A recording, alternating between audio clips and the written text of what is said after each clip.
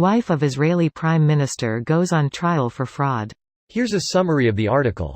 Jerusalem, Israeli Prime Minister Benjamin Netanyahu's wife, Sarah, appeared in court on Sunday for the first hearing in the fraud trial against her, in which she is alleged to have misused state funds in ordering catered meals. According to the indictment filed in June, Sarah Netanyahu, along with a government employee, fraudulently obtained from the state more than $100,000 for hundreds of meals supplied by restaurants, bypassing regulations that prohibit the practice if a cook is employed at home.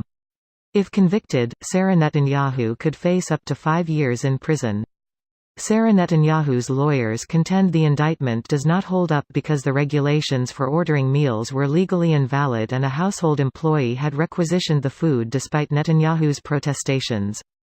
The Prime Minister, who himself is embroiled in a series of corruption investigations, has called the allegations against his wife absurd and unfounded.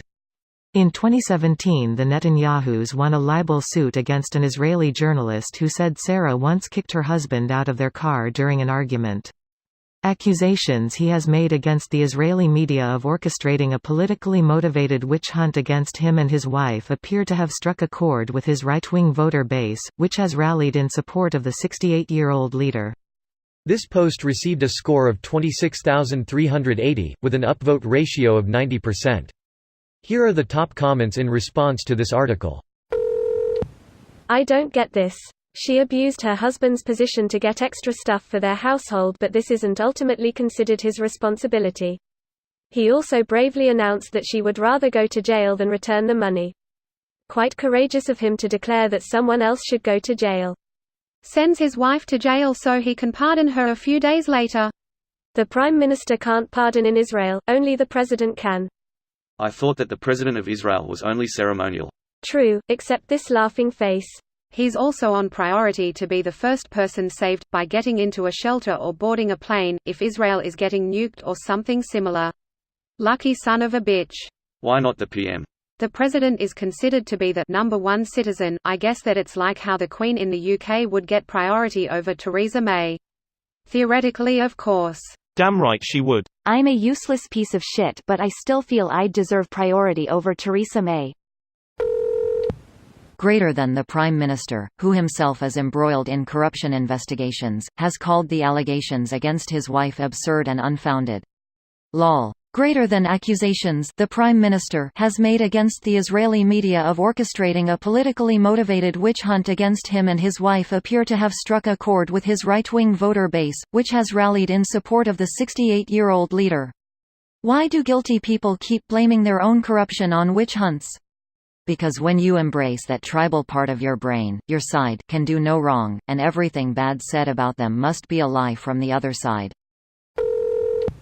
This is the best TLDR I could make. Original. Greater than the Prime Minister, who himself is embroiled in a series of corruption investigations, has called the allegations against his wife absurd and unfounded. Greater than in 2017, the Netanyahus won a libel suit against an Israeli journalist who said Sarah once kicked her husband out of their car during an argument. In developing, underdeveloped countries, it's an insult for the word corruption to categorize this misuse of state funds for catered meals as a corruption which shockingly ended up in trial that two spouse of a PM, president. My country witnesses a scam of $35 billion and still zero trials, just saying. Just because there are degrees of corruption doesn't make lesser corruption any less bad. Agreed, and defending this trial was not my point. In fact, it's so welcoming that a PM spouse going on trial for this trivial thing shows how largely the nation is free from corruption. In my country, if law enforcement moves to file cases on this level of corruption charges, there wouldn't be enough uncorrupt police and uncorrupt judges to even handle 1% cases. This video was automatically created by Reddit to speech. The article and comments in this video were selected from Reddit according to their upvotes, and any paraphrasing was performed by smry.com, without any human intervention.